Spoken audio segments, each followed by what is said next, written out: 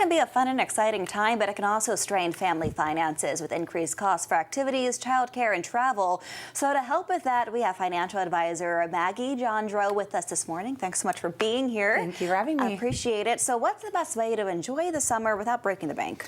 Absolutely. I would first consider free activities in the state and in the surrounding states. Yeah. So for example, the Bronx Zoo, which is excellent in the Bronx, New York, has free Wednesdays. You just have to sign up in advance. And to get there, Metro North has really cheap tickets. If you're between 5 and 11, I think it's $1. Wow. And under 5, it's free. So nice, easy way to get there.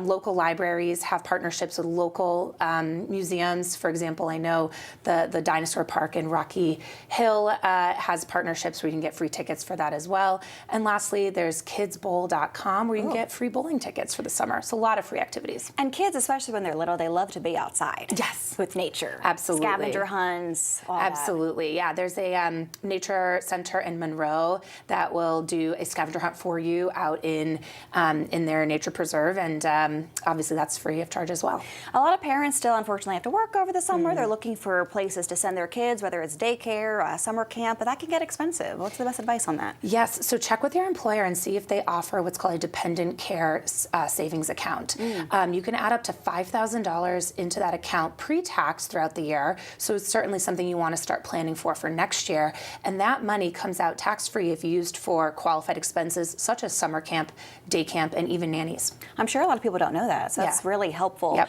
And the ways parents budget over the summer can certainly set the tone for kids, serve as a model about how to be financially smart. Yes. What's the best advice for parents as they serve as that model? Sure. Get your kids involved in the budgeting. So I've seen parents take mason jars and label them, one for spending, everyday spending, and maybe have, if your kids are making an allowance, put 50% of their allowance into the everyday spending, their Starbucks, for example. Then take 40% and put it into savings for like a expensive toy they want, for example. And then I love to include charity because I think we should all be more charitable, and creating those habits early is always great. So maybe put the last 10% into a charity bucket. And why is the whole concept of budgeting so important to teach kids young and early before they become adults themselves?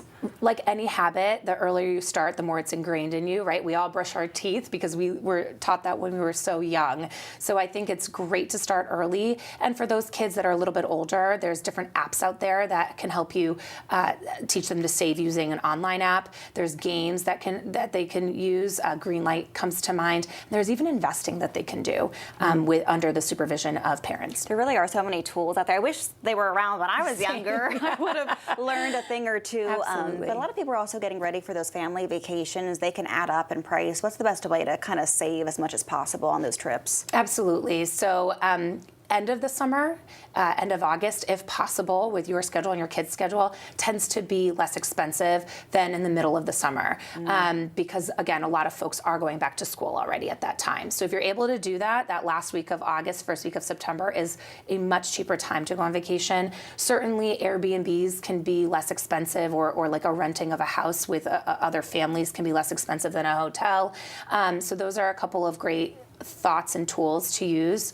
Lastly, you can even go online and map through AAA your route, and they'll tell you kind of where cheaper gas prices are. Oh, that's really, really key. And save on food if you can. Absolutely. Restaurants add up really fast. Well, Maggie, thank you so much for being here. Thank really you. helpful tips, and I hope it's useful to all the viewers watching this morning.